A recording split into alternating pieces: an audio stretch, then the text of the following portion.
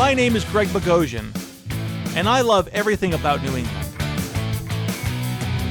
Each week, I travel the region searching for adventure. And along the way, I visit the places and the people that make New England extraordinary. This is New England like you've never seen it before. This is New England Traveler. In all of New England, the White Mountains region of New Hampshire is one of my favorite places to explore. Today, I'm heading to the historic Mount Washington Cog Railway for a trip to the summit of the highest peak in the Northeast. And as a home base for my trip, I'm checking into the Woodstock Inn Brewery. Let the adventure begin.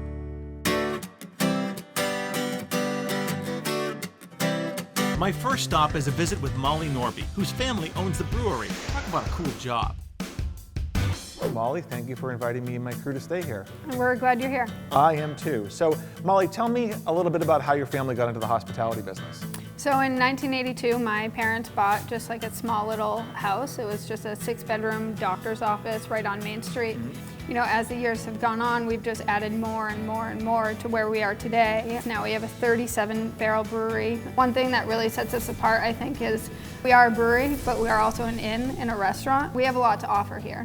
The rooms here, it seems like everyone is different. We have 5 different buildings. We have 39 different rooms. They're all completely different. I did notice that when you're here, it does feel like a maze inside. It's a cool maze because every room leads to another eating or drinking experience, which is what I'm all about. Cheers! So you must do weddings. We do weddings, and now we do a number of weddings a year, you know, and it's really opened us up to a whole nother aspect of business that we love to be able to provide to people. Yeah, I mean, for a wedding, obviously, you have the place for everyone to stay and eat and drink again, like Right. the trifecta. What do you want guests to take away from their experience here at Woodstock Inn Brewery? For us, we really want them to feel at home, and we want them to come here, get comfortable, be happy, and really enjoy their experience and just be able to come in for the weekend and not be able to leave, you know, because they're having just such a good time. The origins of beer stretch all the way back about 7,000 years to Mesopotamia, but American craft beer is a relatively new phenomenon. In 1987, microbreweries accounted for only 0.1% of beer consumed in the U.S. By the mid-90s, craft beer and microbreweries exploded in popularity, and today, breweries like Woodstock Inn account for more than 20% of the market. Our number 1 beer is our Pig's Ear Brown Ale, which is one of our first beers that we ever brewed in 1995, and it has been the most popular pretty much ever since. What would you say to someone who's never been here? I would say don't expect anything. I feel like that's when you have the most fun, is when you have no expectations and you just kind of let loose and go with the flow. We really want you to be able to have like an amazing time, you know, just to be able to enjoy yourself and just relax. You know, there's the river right across the street. There's so many local attractions that you can go to, hiking, skiing, biking. You know, there's so much to do in the area, and just take what we have to offer up here. And what the White Mountains offer up here is a lot. With the Woodstock Inn Brewery as your home base, you are just a short drive from several iconic New Hampshire attractions: Cannon Mountain, Loon Mountain, and the Conway Scenic Railroad, just to name a few. Oh, and did I mention the Mount Washington Cog Railway? More on that later. Within 30 miles of us, there is more than you can do. Yeah, it's a real cool New England playground here. All right, well, Molly, Norby, thank you.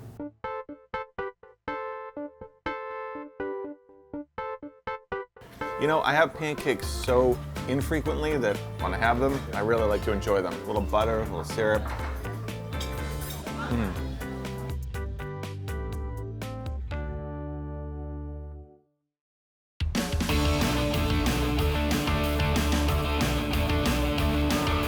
My White Mountains adventure is off to a great start as I checked into Woodstock Inn Brewery and met owner Molly Norby.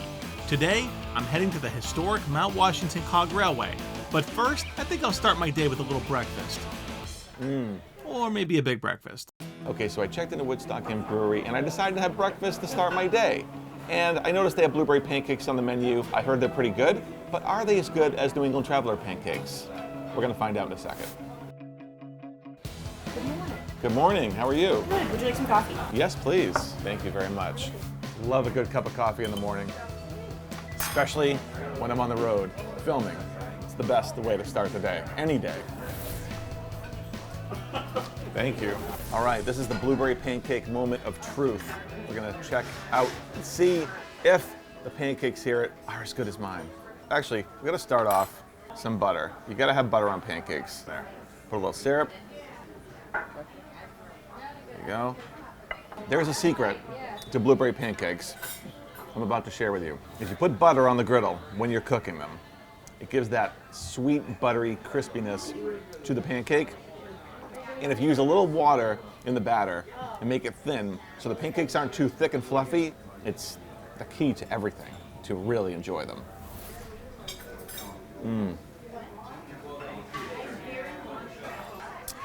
One secret that they have down is fresh blueberries. I would never put a frozen blueberry in a blueberry pancake, and apparently they won't either. This is the secret, my friends. Okay, Woodstock Inn Brewery, your blueberry pancakes, check all the boxes, and they're good. Good night's sleep? Check. Breakfast? Check. Now I'm going to meet Rob Airy to learn about one of New England's historic engineering marvels.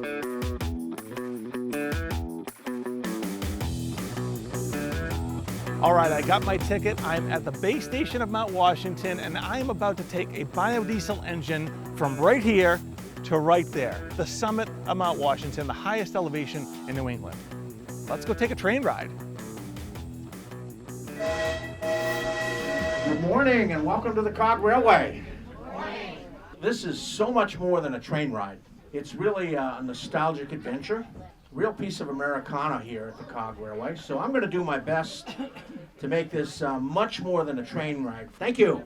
Now that I'm on board and ready for my ascent to the summit of Mount Washington, it's time to meet up with Rob Airy to learn all about this unique railroad. All right, so Rob, we are ascending the summit. We're passing the Wamback Switch, as you called it. What a perfect day in New England. I mean, come on, the summer weather, right? Yeah, you don't get days like this every day. You'll be able to see into Canada. All the way to Canada. Yeah, okay. That's unbelievable. I know it's not the only cog railway in existence in the world, but it is the first, though. It is the first. It is the very first. Yes. Oh, number one. So really, Rob, talking about the history of the Mount Washington Cog Railway, it was really built just because, right? Yeah, for tourists. Yep. Basically, Sylvester Marsh, he hiked up here and realized that it was such a hard hike that he wanted another way to get people to the summit. That's amazing to me. So we're coming up to the halfway house, and this is really a good spot where you can really see the angle that we're going at. Right. Yeah, it's about 37% degree angle up here. Yeah. Oh, I feel like I'm on the Titanic. Do you want me to hold you out there? No, I think I'll pass on that.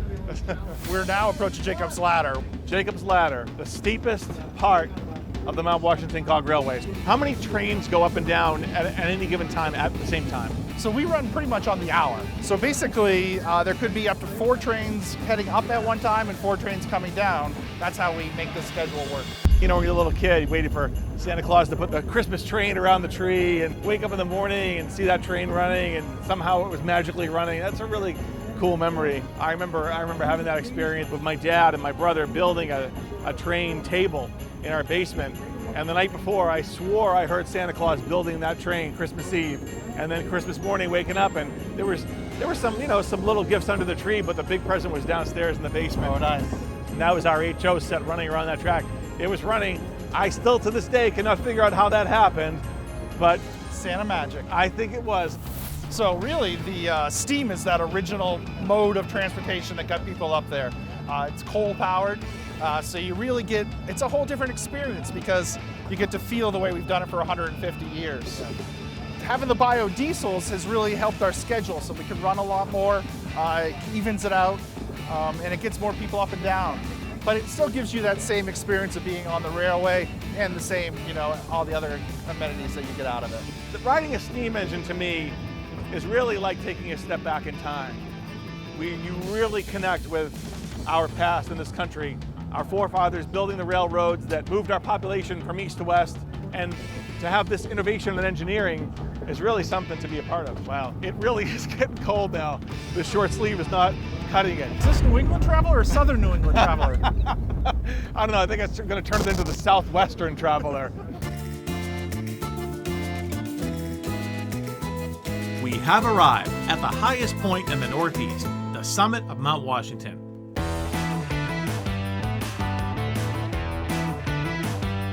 Canada is out over here, right? I think so. We think so. We're kind of guessing. That's Canada, folks.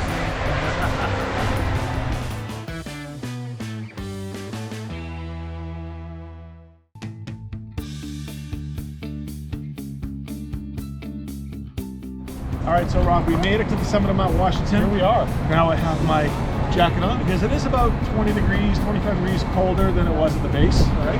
Yeah, it definitely is. Absolutely. You really can feel it. Yeah, so let's just, let's explore. Let's just go take a walk around. Sure. All right, let's do it. All right. It's amazing that you come up here and you can see so many states, you can see another country. And you also get to see the rarity of the steam engine. Canada is out over here, right? I think so. We think so. We're kind of guessing. That's Canada, folks.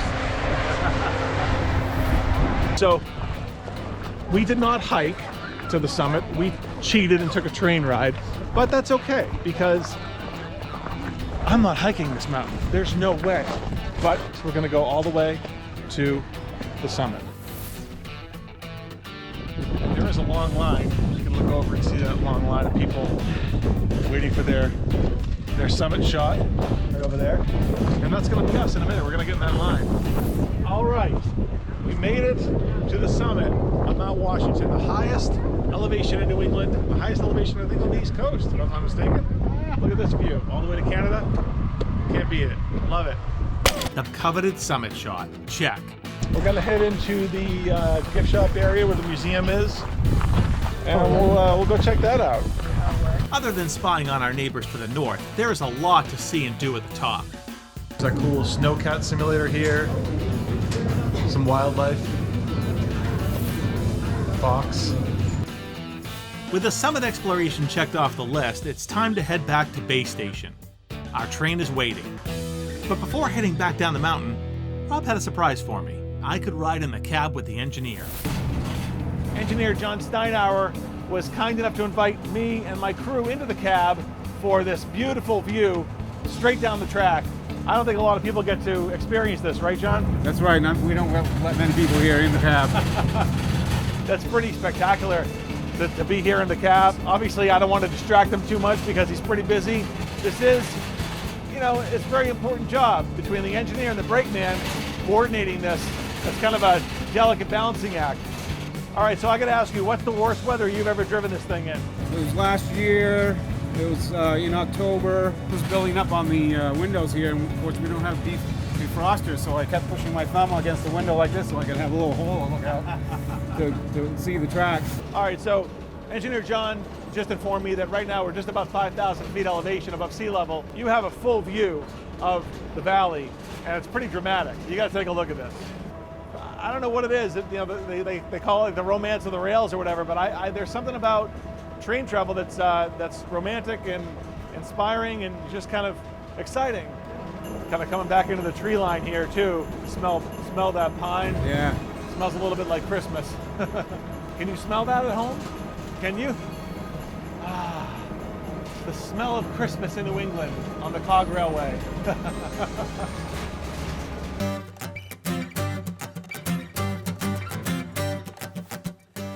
Now it's time to take in a part of the Cog Railway I've never done before, the Base Station Museum. Well, Greg, we've had a lot of fun on the trains. I thought we'd take a little break and check out our Cog Railway Museum. Yeah, this looks like a really cool little place. Yeah, I mean, there's everything from an original steam you can get cut out so you can see how the steam engine works, to the Cog Railway on how the cog works. There's actually a thing over there you can drive a train. This is actually how you do it. You go left and right to drive the train. So you're going off tracks. Uh-oh. Greg. Oh, well, that's not good. Now you broke it. I broke the train. He is no longer allowed to ride. And then there's this part here, which is fun, which is Devil's Shingle, how the original people that built it got down at the end of the day. And really, They got down in record time. Like you were talking 2 minutes and something to get down 7 miles. 2 minutes to go 7 miles. I got 3 miles. Okay, still, I'm trying to do the math in my head, what that equates to in speed. That is fast. We'll call it that. Very fast. Actually, it's pretty comfortable. So this is the steam box right here, right? This Yeah, is the that's firebox. Yeah, that's where they loaded it with coal. All right. Well, Rob, thanks for showing me around the museum. Yeah, I'm glad we took a little break from all that beautiful weather out there. Another amazing day in the White Mountains is almost in the books.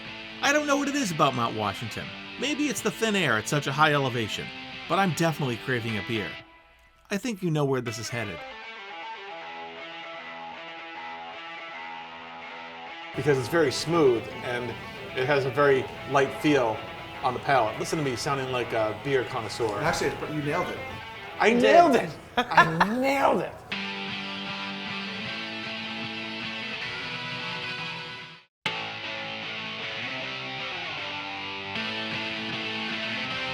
My White Mountains adventure hit a high note as I rode the Cog Railway biodiesel to the highest point in the Northeast, the summit of Mount Washington.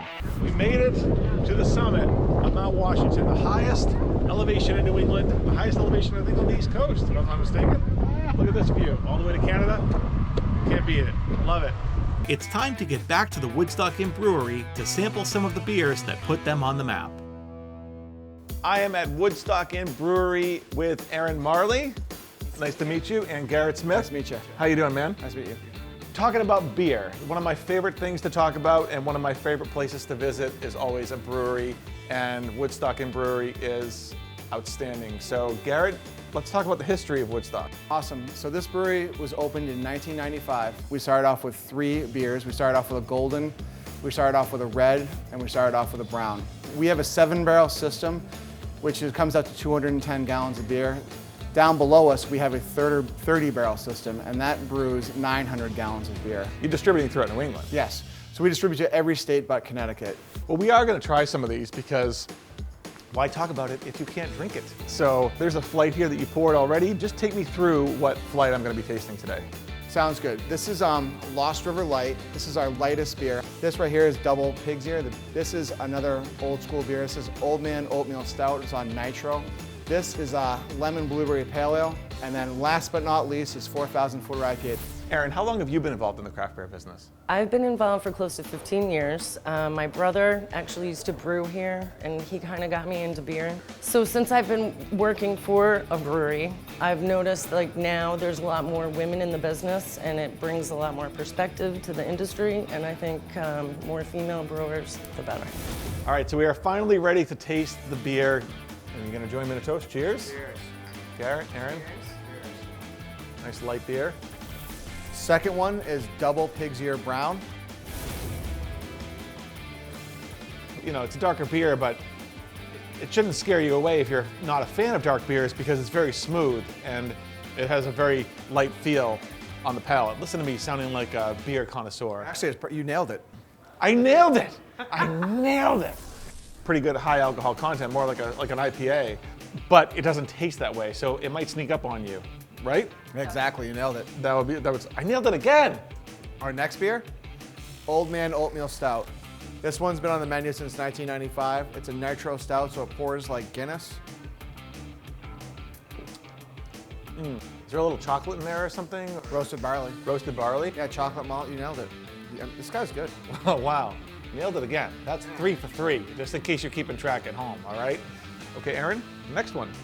The next one is 4,000 Footer IPA. It's a West Coast style IPA. This is one of Garrett's favorite beers. Yes. Okay, well, let's see if it's one of my favorites. It's named after the 48 4,000 foot peaks in New Hampshire. Okay, Garrett, next on the flight. Next on the flight is Lemon Blueberry Pale Ale. This is a pale ale. Again, super easy to drink. It smells like lemons and tastes like blueberries. Just got this idea because there wasn't a lemon blueberry pale ale out on the time. Now there is, and this is 4.4%. It's designed for day drinking. It's hot summer days, and it's perfect. Enjoy. Well, you know what?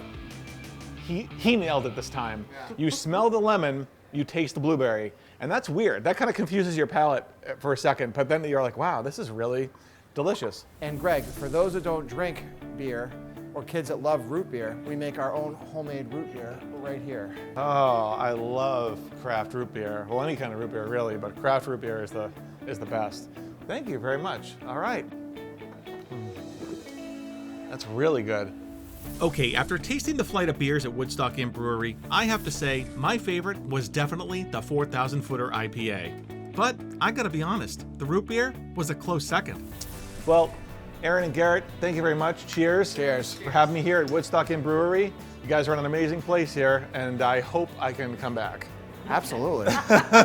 Cheers. All right. Cheers. My adventure in the White Mountains was truly unique. First, I was invited by Molly Norby to stay at the Woodstock Inn Brewery. Later, after fueling up on blueberry pancakes at the end, it was off to the Mount Washington Cog Railway for a trip to the summit of Mount Washington. Wow, it really is getting cold now. The short sleeve is not cutting it. Is this New England Traveler or Southern New England Traveler? I don't know, I think it's going to turn it into the Southwestern Traveler. Then, after a surprise ride in the cab, I got to experience the Bay Station Museum. Actually, it's pretty comfortable.